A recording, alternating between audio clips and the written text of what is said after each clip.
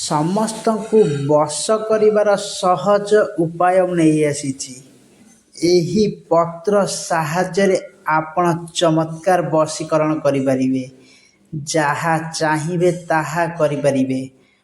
ଏହାର ରେଜଲ୍ଟ ଆପଣଙ୍କୁ 1 ସେକେଣ୍ଡରୁ 2 ସେକେଣ୍ଡ ଭିତରେ ମିଳିବ।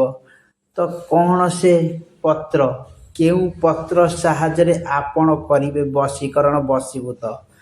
ଆପଣଙ୍କର ଯଦି ଦୋକାନରେ କୌଣସି ବେପାର ହେଉନାହିଁ କିମ୍ବା କଷ୍ଟମର ଆସୁନାହାନ୍ତି, ଆପଣଙ୍କୁ ବିବାହ ପ୍ରସ୍ତାବ ଆସୁଛି ହେଲେ ଭାଙ୍ଗି ଯାଉଛି, କି ଆପଣଙ୍କୁ ଶତ୍ରୁ ଭୟ ସଦାବେଳେ ଲାଗି ରହୁଛି, ଏହି ଉପାୟ କହିବା ମାତ୍ରେ ଆପଣ ଦେଖିବେ ଆପଣଙ୍କର ସବୁ ସମସ୍ୟା ଆସ୍ତେ ଆସ୍ତେ ଦୂର ହେବ।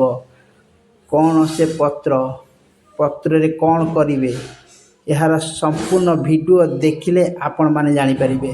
ତ ନମସ୍କାର ଦର୍ଶକ ବନ୍ଧୁ, ଯଦି ଆପଣ ଆମ ଚ୍ୟାନେଲକୁ ଏପର୍ଯ୍ୟନ୍ତ ସବସ୍କ୍ରାଇବ୍ କରିନାହାନ୍ତି ତାହେଲେ ନିହାତି ଭାବେ ସବସ୍କ୍ରାଇବ୍ କରିନିଅନ୍ତୁ ଓ ଲାଇକ୍ ସେୟାର କରନ୍ତୁ।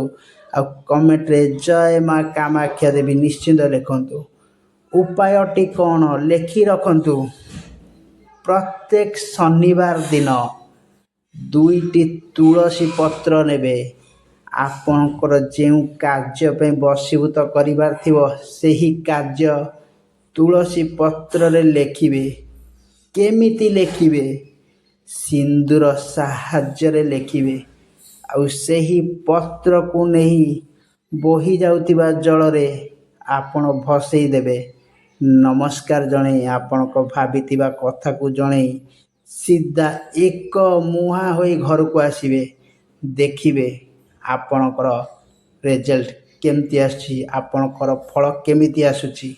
ଯଦି ଆପଣଙ୍କୁ ଆମ ଭିଡ଼ିଓ ଭଲ ଲାଗୁଥିବ ତାହେଲେ ନିହାତି ଭାବେ ଲାଇକ୍ ସେୟାର ଫଲୋ କମେଣ୍ଟ କରନ୍ତୁ। କମେଣ୍ଟରେ ଜୟ ମା କାମାକ୍ଷା ଦେବୀ ଲେଖିବାକୁ ଜମାରୁ ବି ଭୁଲନ୍ତୁନି।